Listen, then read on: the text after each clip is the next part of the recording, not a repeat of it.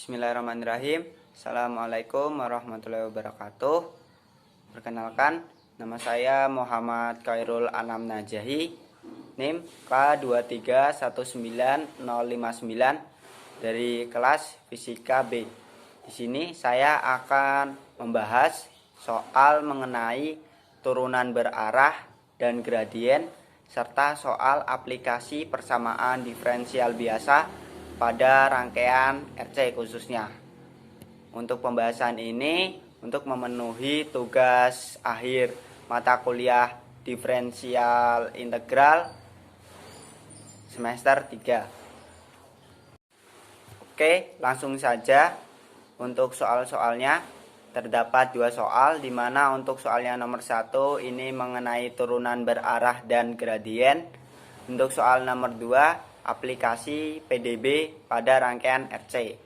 Untuk soal yang pertama, temperatur suatu suhu permukaan diberikan fungsi T sama dengan XY plus Y kuadrat.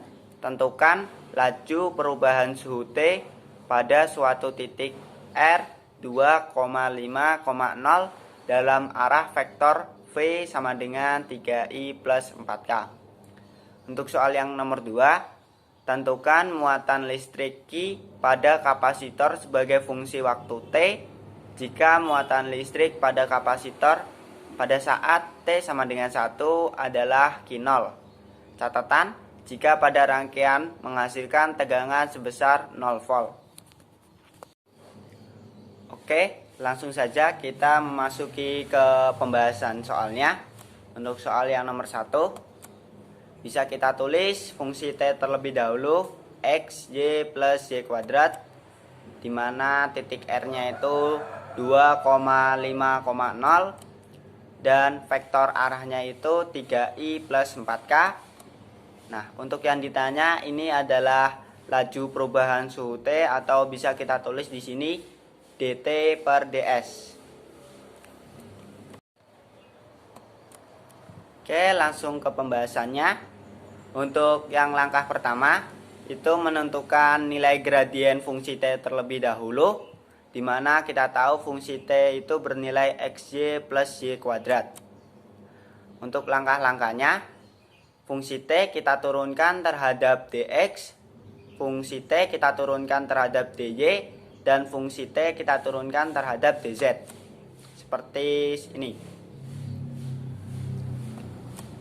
Sehingga bisa kita tulis atau hasilnya itu y, x plus 2y, 0. Dimana fungsi T ini tidak terdapat fungsi z atau variabel z, sehingga z bernilai 0.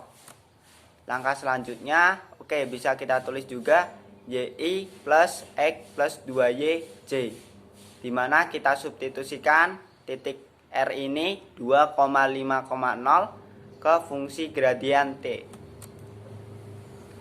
Oke, seperti ini. Lanjut. Sehingga fungsi X kita ganti dengan angka 2, fungsi Y kita ganti dengan angka 5, sehingga didapatkan 5I plus 12J, atau bisa kita tulis 5,12,0. Oke, untuk langkah selanjutnya itu menentukan besar vektor V terlebih dahulu, di mana kita tahu vektor V itu bernilai 3I plus 4K, atau bisa kita tulis 3,0,4 karena di sini tidak ada vektor satuan J-nya. Oke, bisa kita hitung 3 kuadrat ditambah 0 kuadrat ditambah 4 kuadrat diakarkan, sehingga bernilai akar 25, atau sama dengan bisa kita tulis 5. Setelah itu, langkah terakhir kita menentukan nilai laju perubahannya, di mana kita tahu tadi nilai gradien T terhadap R tadi bernilai 5,12,0, atau bisa ditulis 5I plus 12 J plus 0K. Setelah itu kita menentukan laju perubahan dengan persamaan vektor V per vektor besaran V dikali gradien T terhadap R-nya tadi. Dimana kita tahu fungsi vektor V-nya itu 3,0,4, di mana besar vektor V-nya itu bernilai 5 dan gradien T R-nya itu adalah 5,12,0. Sehingga bisa kita tuliskan seperti ini. 3 dikali 5 ditambah 0 dikali 12 ditambah 4 dikali 0. Atau kita sesuaikan I dengan I, J dengan J, dan K dengan K dibagi 5. Sehingga kita dapatkan bernilai 15 dibagi 5 atau bernilai 3 jawabannya. Oke, untuk ke pembahasan soal nomor 2. Jawab. Kita tuliskan dulu. Untuk kita masih ingat dengan persamaan VR itu adalah I dikali R dan VC itu Q dibagi C. Dimana pada rangkaian Shirley berlaku nilai V totalnya itu adalah V pada tiap-tiap titiknya, atau di sini adalah R dan C. Sehingga kita bisa substitusikan fungsi yang VR sama dengan IR dan VC sama dengan QC ke persamaan V total sama dengan VR plus VC, sehingga didapatkan IR plus QC. Dimana kita ingat nilai I atau kuat arus ini adalah muatan pada satuan waktu atau Q per T. Sehingga bisa kita tuliskan lagi V total adalah dQ per dt dikali R ditambah Q per C. Oke, saya tulis ulang di sini. V total sama dengan dQ per dt dikali R ditambah Q per C. Dimana di soal terdapat tegangan yang dihasilkan itu bernilai 0, sehingga 0 sama dengan dQ per dt dikali R ditambah Q per C. Kita pindahkan ruas sehingga negatif Q per C sama dengan dQ per dt kali R. Dimana R-nya nanti kita pindahkan ruas juga, sehingga negatif Q per R dikali C sama dengan dQ per dt. Kita seragamkan koefisiennya, dimana Q terhadap Q dan sisanya terhadap dt. Sehingga kita bisa tulis negatif 1 per RC dikali dt sama dengan dQ per Q. Lalu kita integralkan kedua ruasnya sehingga penulisannya seperti ini. Integral dQ per Q sama dengan integral negatif 1 dikali RC dt. Oke, saya lanjutkan.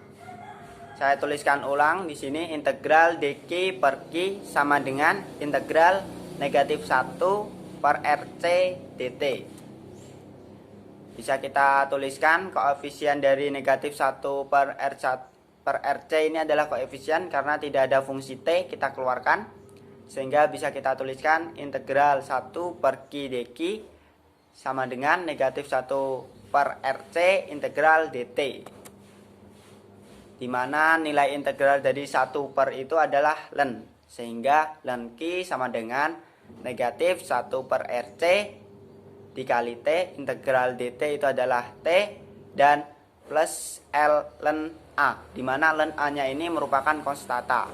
Kenapa saya tuliskan ln A?